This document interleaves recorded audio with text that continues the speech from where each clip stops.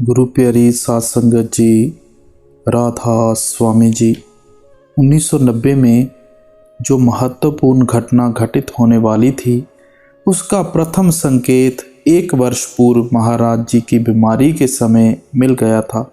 महाराज जी को पहली बार अप्रैल 1989 में दिल्ली का अपना निर्धारित सत्संग कार्यक्रम रद्द करना पड़ा। एक बार पहले भी महाराज जी बहुत अस्वस्थ हो गए थे, परंतु फिर भी आपने सत्संग फरमाया। उस समय झकझोरने वाली खांसी के कारण महाराज जी के लिए बोलना असंभव हो गया था। जब महाराज जी के समीपी साथियों ने सत्संग ना करने का सुझाव दिया तो उन्होंने फरमाया कि बड़े महाराज जी की मौज है, वे जिस हाल में अपना काम करवाना चाहें करवा लें। जब तक महाराज जी सत्संग करते रहे तब तक खांसी रुकी रही। यूं ही आप स्टेज से उतरे तो जोरदार खांसी ने उन्हें फिर से घेर लिया। अप्रैल में दिल्ली का जो सत्संग रद्द किया गया था, उसके बारे में हर प्रकार की चिंता को नकारते हुए महाराज जी ने नवंबर 1999 में फरमाया, जुकाम, सिरदर्द और दूसरी तकलीफ़ों का होना शरीर का सामान्य नियम है। मैं इतना तेज चलता हूँ कि वे मेरे साथ कदम मिलाकर नहीं चल सकती। ये मुझे पीछे खींचने की कोशिश करती हैं, पर आप चिंता न करें, मुझे कोई तकलीफ़ नहीं है। अतीत को देखते हुए महाराज जी के कुछ निकट साथियों और शिष्यों को ऐसे प्रतीत होता था कि महाराज जी जानते थे कि वे जाने वाले हैं, जिन्हें उनके चले जाने के बाद ही समझा जा सका।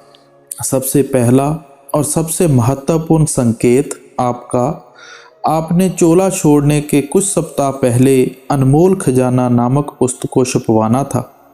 डेरा की किसी भी अन्य पुस्तक को छपवाने में कभी भी इतनी जल्दी नहीं की गई थी। लेखक, संपादक, मुद्रक आदि जो पिछले वर्ष से इस पुस्तक पर कार्य करते आ रहे थे, उनका कहना था कि इस पुस्तक की तैयारी में विशेष शीघ्रता दिखाई देती थी। ये पहली ऐसी पुस्तक थी जिससे सारी संगत को महाराज जी के निजी जीवन की झलक प्राप्त होनी थी। इस पुस्तक में बताया गया था कि जब महाराज जी को गुरगद्दी सौंपी गई तो उन्हें कैसा अनुभव हुआ और उनको इस परिवर्तन के बाद के कुछ वर्ष कितने कठिन लगे। इससे मालूम होता है कि उन्हें संगत, परिवार और मित्रों के प्रेम भरे सहयोग से कितना बल प्राप्त हुआ। इस पुस्तक से यह भी मालूम होता है कि कुल मालिक की रज़ा में राज़ी रहने का वास्तविक अर्थ क्या है। महाराज जी ने अपने परिवार के सभी सदस्यों और मित्रों को यह पुस्तक पढ़ने के लिए प्रेरित किया। इस पुस्तक में बहुत स्पष्ट रूप से बताया गया है कि गुरगद्दी के उत्तराधिकारी को कितनी कठिनाइयों का सामना करना पड़ता है। महाराज जी के बहुत से समीपी लोग उस समय यह बात नहीं समझ पाए कि महाराज जी ने ऐसी पुस्तक को छपवाना क्यों चाहा। 1 जून के बाद हर बात बिल्कुल स्पष्ट हो गई। महाराज जी के दूसरे कार्य की अपेक्षा उनके निजी जीवन संबंधी जानकारी से उनके उत्तराधिकारी के लिए रास्ता तैयार हो गया। इसके अलावा कई अन्य ऐसे संकेत थे जिससे मालूम होता था कि महाराज जी ने जाने की तैयारी कर ली थी, परंतु जब तक वह देह स्वरूप में मौजूद रहे कोई भी उनका भेद नहीं समझ पाया। मार्च 1999 में महाराज जी ने परिवार के सभी निकटवर्ती संबंधियों को अपनी अंतिम छुट्टी में शामिल होने के लिए आमंत्रित किया। महाराज जी ने अपने व्यस्त कार्यक्रम में से किसी न किसी तरह कुछ दिन छुट्टियों को मनाने के लिए भी निकाल लिए। महाराज जी बिना रुके 10 घंटे कार में सफ़र करके दिल्ली पहुँचे। यहाँ विदेशों से आई संगत उनके दर्शन के लिए प्रतीक्षा कर रही थी, क्योंकि अभी तक विदेशी यात्रियों को पंजाब में आने की अनुमति प्राप्त नहीं हुई थी।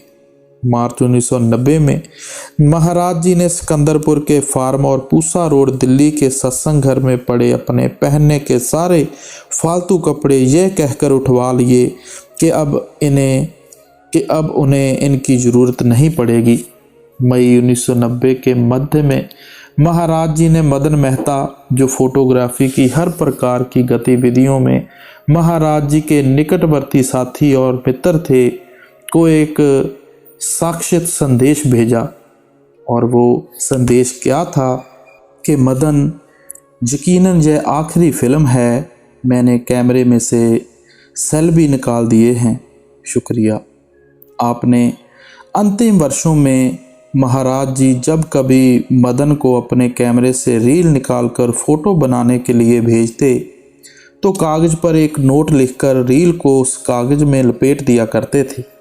वे हमेशा चाहते थे कि मदन उनकी फ़ोटोग्राफी के बारे में कुछ ना कुछ लिख भेजे। उस रील से फ़ोटो तैयार करके उसे भेजते समय मदन अपनी टिप्पणी में लिख दिया करते थे।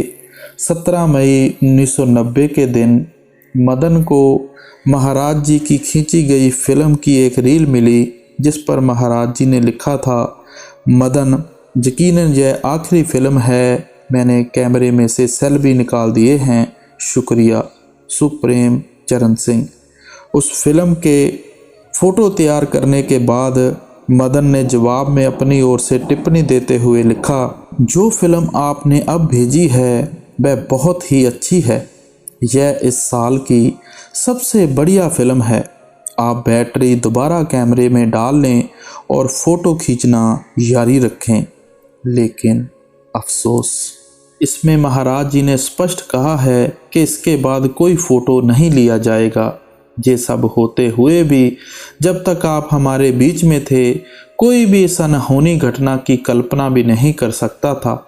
दिसंबर 1999 में एक पश्चिमी सत्संगी ने शाम के सत्संग के बारे में एक पत्र लिखा, जो कि इस प्रकार था, आज सतगुरु बहुत बुद्ध और थके हुए दिखाई दे रहे थे।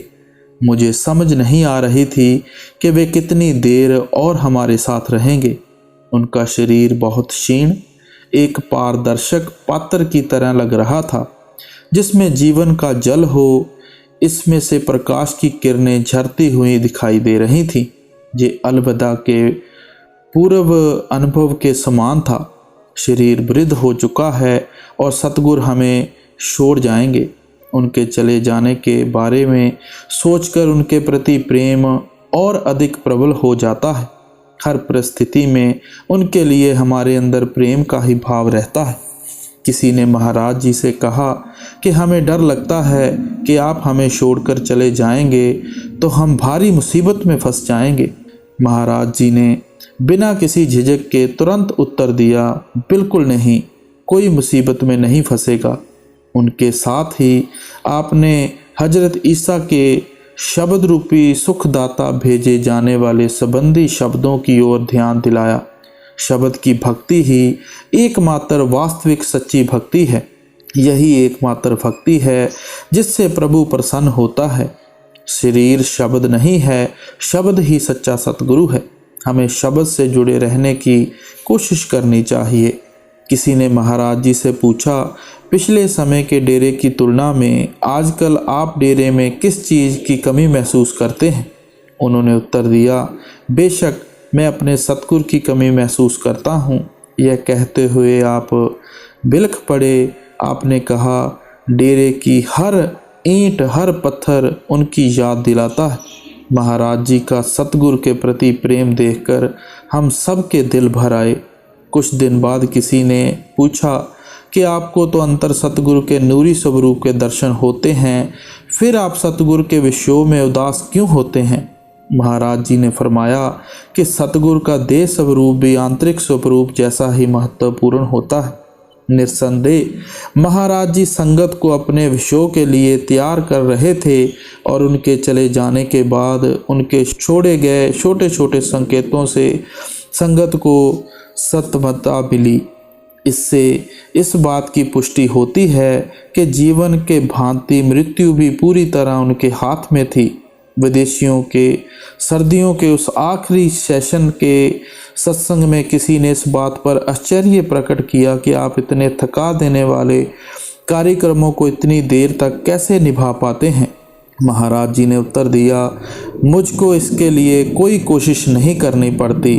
भाव के उल्ट तैरना हमेशा मुश्किल होता है। लेकिन बहाव के साथ तैरने में बिल्कुल कोई कोशिश नहीं करनी पड़ती।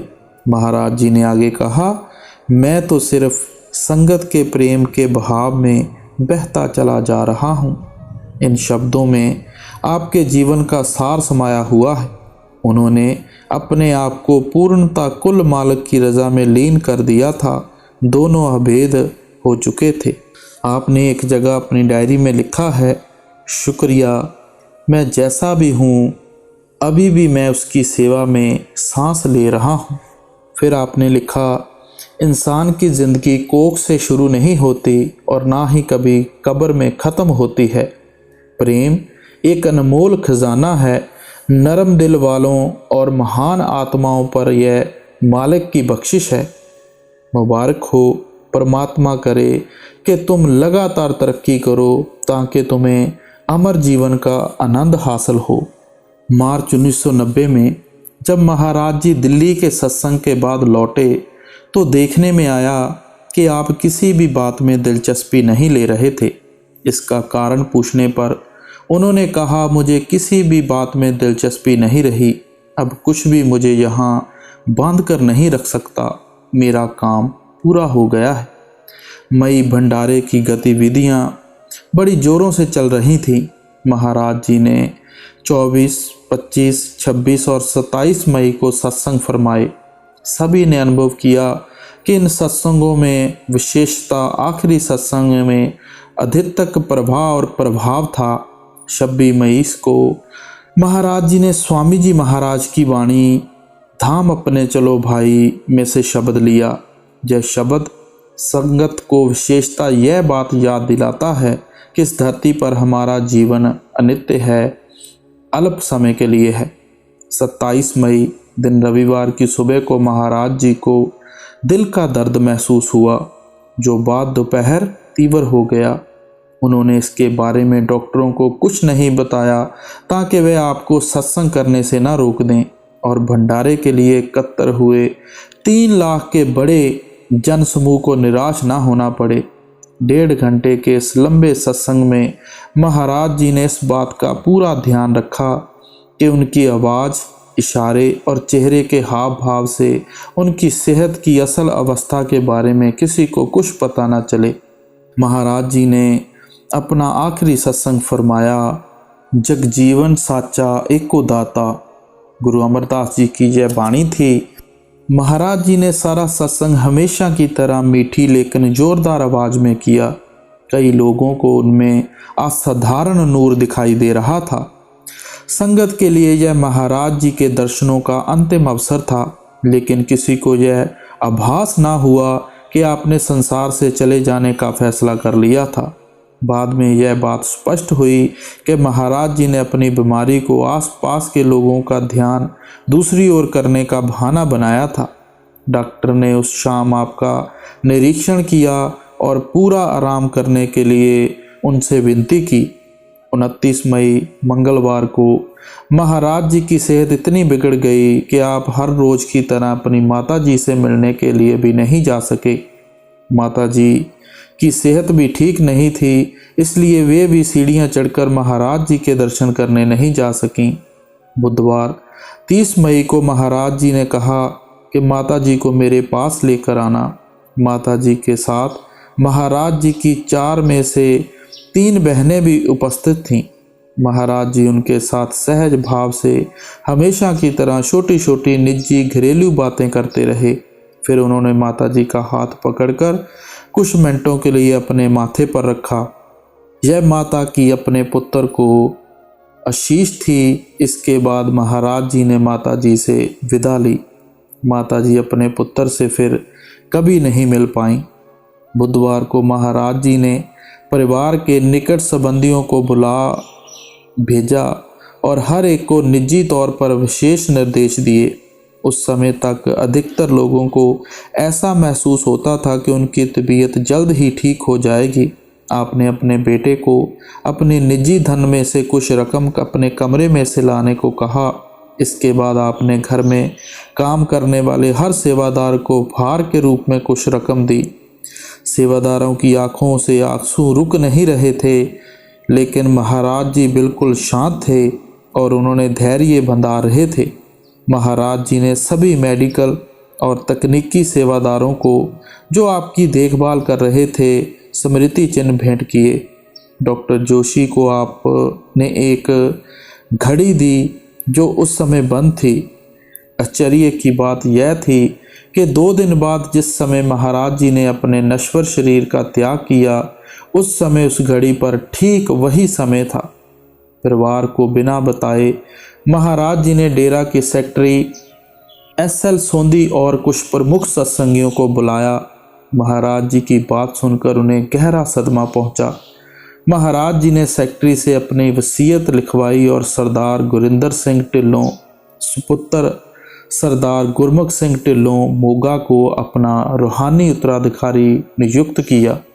सत्संग करने और अभिलाषियों को नामदान देने के आध्यात्मिक दायित्व और अधिकार प्रदान किए और उन्हें राधा स्वामी सत्संग ब्यास सोसाइटी और महाराज Jagat Singh medical relief society Beas का संरक्षण नियुक्त किया। वसीयत के मसौदे के तैयार होने के बाद महाराज जी ने ऐनक लगाई और ध्यानपूर्वक उसे पढ़ा। उन्होंने सभी गवाहों को भी वसीयत पढ़कर सुनाई।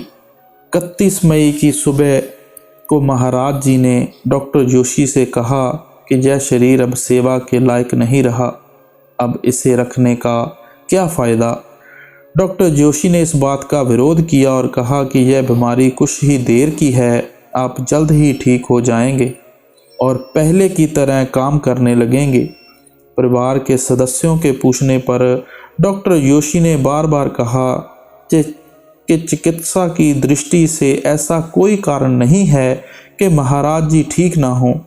डॉक्टर जोशी ने सप्ताह के आरंभ में महाराज जी से पूछा था कि वह अस्पताल में दाखिल होना पसंद करेंगे या फिर किसी दूसरे विशेषज्ञ की सलाह ली जाए। महाराज जी ने दृढ़तापूर्वक कहा कि आप घर पर ही रहेंगे और जो भी उपचार हो रहा था आप उससे पूरी तरह संतुष्ट हैं। इससे यह पता चलता है कि हर पल जो कुछ भी हो रहा था आपकी इच्छा के अनुरूप हो रहा था।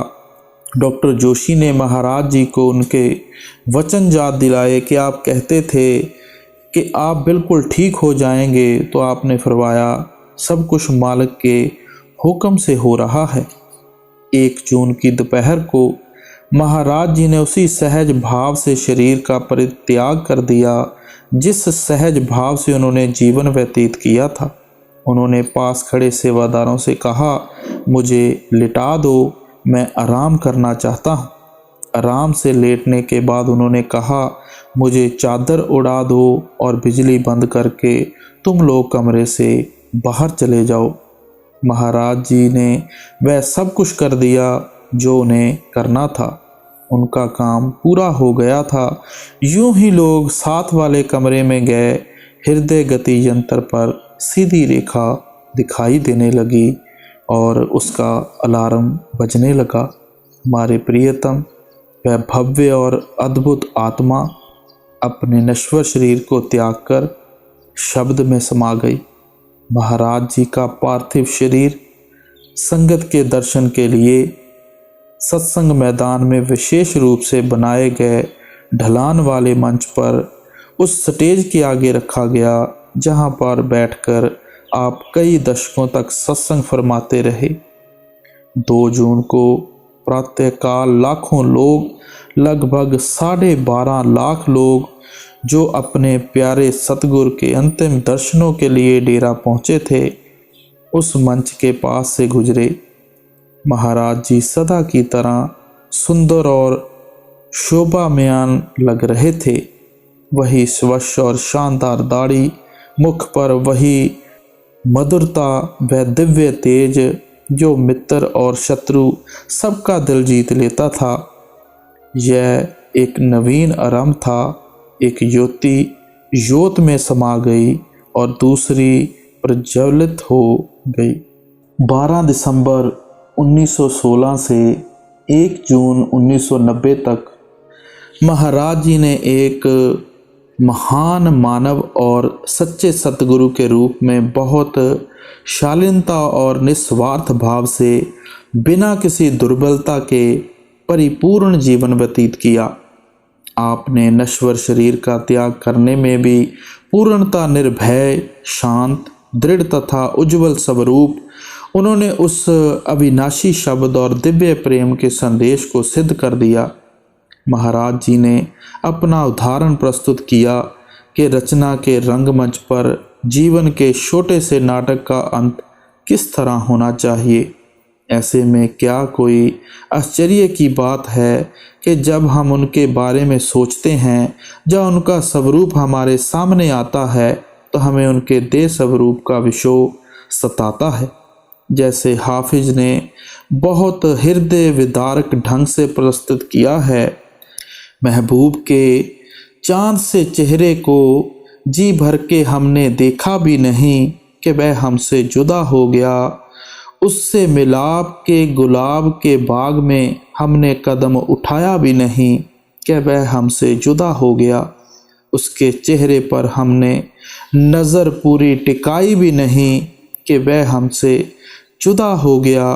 अफसोस, उसे अलविदा कहने हम पहुँचे भी नहीं कि वह हमसे जुदा हो गया, कि वह हमसे जुदा हो गया।